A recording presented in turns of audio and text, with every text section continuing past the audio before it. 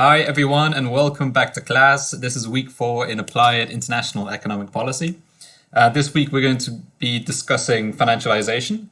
And financialization is quite a broad term in many ways. It's often defined along the lines of the increasing role and influence of financial markets and financial motives in the wider economy.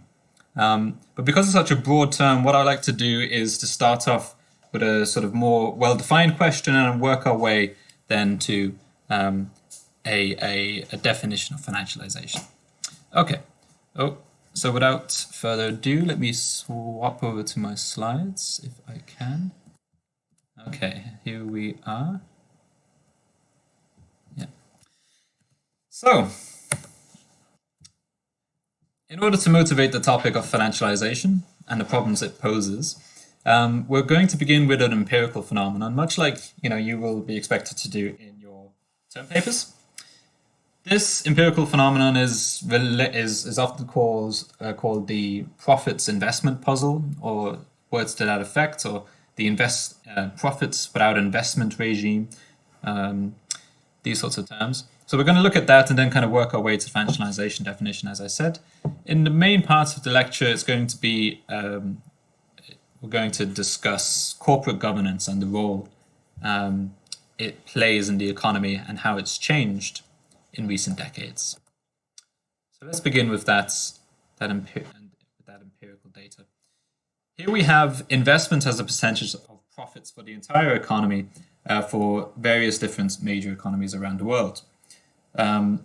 Here we're defining this investment as a percentage of profits in terms of gross fixed capital formation over gross operating surplus. And I'm using 10-year averages just in order to reduce or eliminate some of that volatility from the graph, just to focus on the broader trends.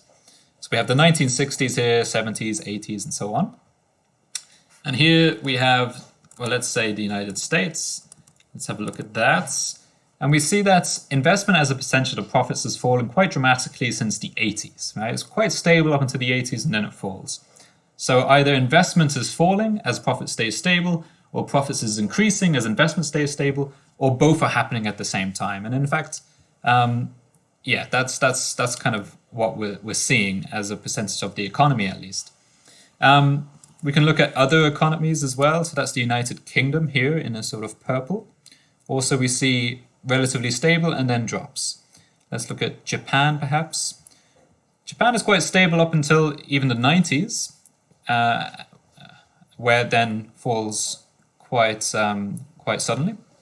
And then if we look at some of the European economies, perhaps Italy, Ireland, Germany, we see that there is also this downward trend. If we look at the EA12, the Euro Area 12, on average, there is the trend across that broader economy too. If we look at Australia, we see the same sort of thing happening. And Canada, well, not so much in Canada, but that's almost the exception to the wider rule. We haven't done Mexico. And Mexico, lastly, well, we see that Mexico is definitely another stark exception. So besides Mexico and Canada, we can clearly see that investment as a percentage of profits has fallen quite dramatically after a relatively stable period in the beginning. So why? What's happening? That's one of the main questions we're going to be posing here as we motivate this topic of financialization. This development is quite puzzling from a macroeconomic perspective and concerning.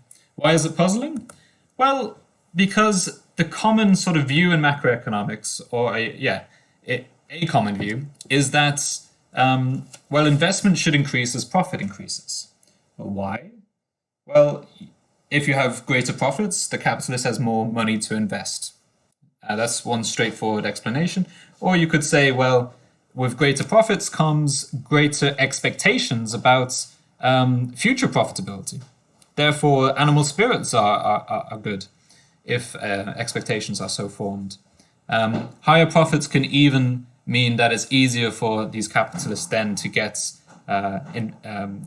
loans agreed by the bank. So they will have greater access to external finance.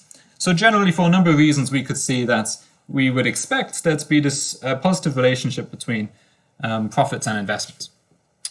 But empirically, as we've seen, this relationship seems to be breaking down. It seems to be decoupling.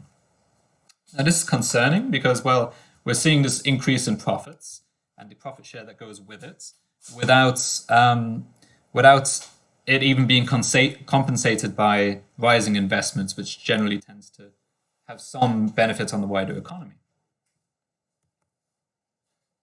So yeah, what explains this decoupling? That's going to motivate much of the rest of this talk.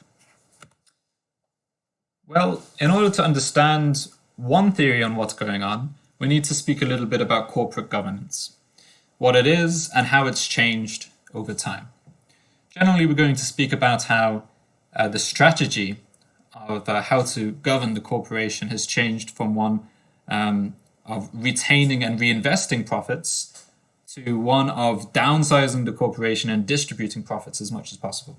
And this is the terminology of Lazarnik and O'Sullivan, the reading from this week, a very well concise and influential paper in many ways on the matter of changing corporate governance. So, what is the goal of the firm? Let's start at the basics. Is the firm there, is the corporation there in order to maximize its growth? Is it there to maximize its profits, as is often assumed in a lot of neoclassical microeconomic models? Or is there some other goal of the firm? And speaking of the goal, who gets to set it? Is it the managers who run the firm, the owners, the shareholders who own it? Or is it some other group of stakeholders? Well, let's ask another basic question in terms of thinking about corporate governance. When a firm generates its profits, what can it do with it? Well, we can kind of categorize the three main ways in which a corporation can use its profits. Firstly, it could use the profits to reinvest, buy more capital, more machinery, and so on in order to increase perhaps the productivity of its workforce. It could invest in its own employees, perhaps increasing the human capital directly, or it could increase their pay and so on. Or it could increase the dividends it pays out, or increase the amount of shares it buys back from its investors, therefore increasing the price of its own shares. So here in this third category, the one that benefits investors is increased dividends with higher profits, or increased share buybacks in order to try and increase the share price, therefore keeping its shareholders happy because their wealth increases as share prices increase. So we see we have three main sort of ways in which the profits of the corporation can be used. Well, what has changed over time in terms of these three ways profits can be used? Well, let's focus a little bit more on share buybacks. Here we have some data for the US. What we see is in green here, the total number of net share buybacks, or total value of net share buybacks. And we also see, as we saw earlier, or at least implicitly we saw earlier, the total amount of investment in the United States. And we see two clear trends. The blue line here, the dotted one, shows the trend of investment. And clearly since 1960, it has fallen, whereas the amount of share buybacks has risen in that same time. So what we see already, just by a cursory view of the data, is that, well, there's less profits going here into reinvestments and more going here into the investors' pockets via share buybacks, at least. If we focus a little bit more on those net share buybacks, we see that, well, in fact, it's not really a phenomenon up until around the 1980s. Why could that be? Well, during the Great Depression, after the financial crisis preceding the Great Depression, there was an act put in place, the Securities and Exchange Act, which basically made it extremely difficult, or it highly discouraged the use of buybacks because there was high penalties in place for those considered to be engaged in insider trading, and buying back your own shares, according to the law, could be, or at least many corporations felt like it could be viewed as a form of insider trading, and therefore it was highly discouraged up until the law was clarified in the 1980s, and the Commission, the Securities and Exchange Commission, made it very explicitly clear under what conditions share buybacks are allowed. And that's why we see up until around the 1980s, this form of a payout to shareholders in the US is really not utilized at all. But over then, after the 1980s, it really increases. So share buybacks are an extremely interesting case in which it seems the law had a good handle on the effective distribution of profits until, that law changed effectively in the 1980s.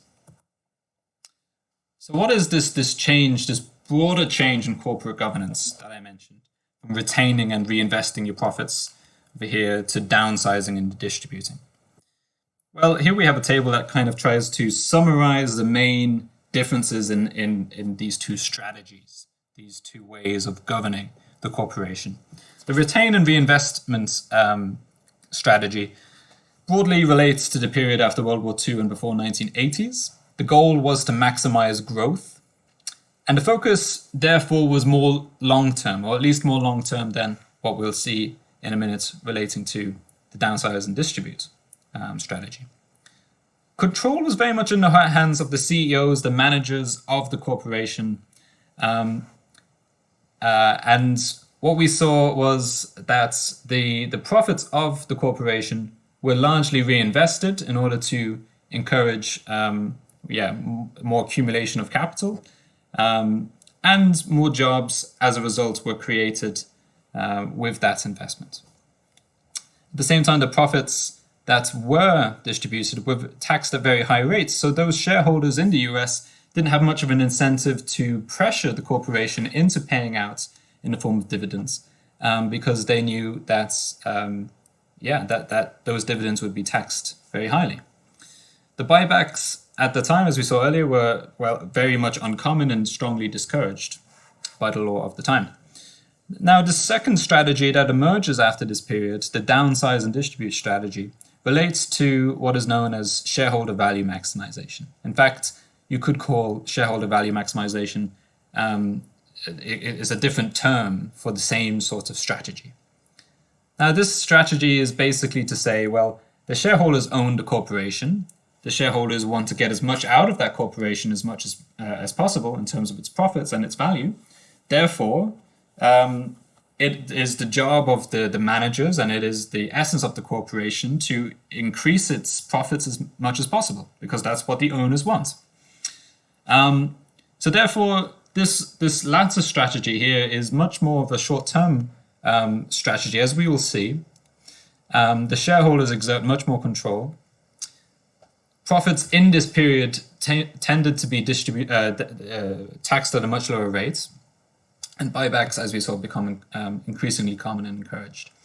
And we'll see investment falls under this regime, under this strategy, and jobs fall as well, for the reasons we'll go into shortly.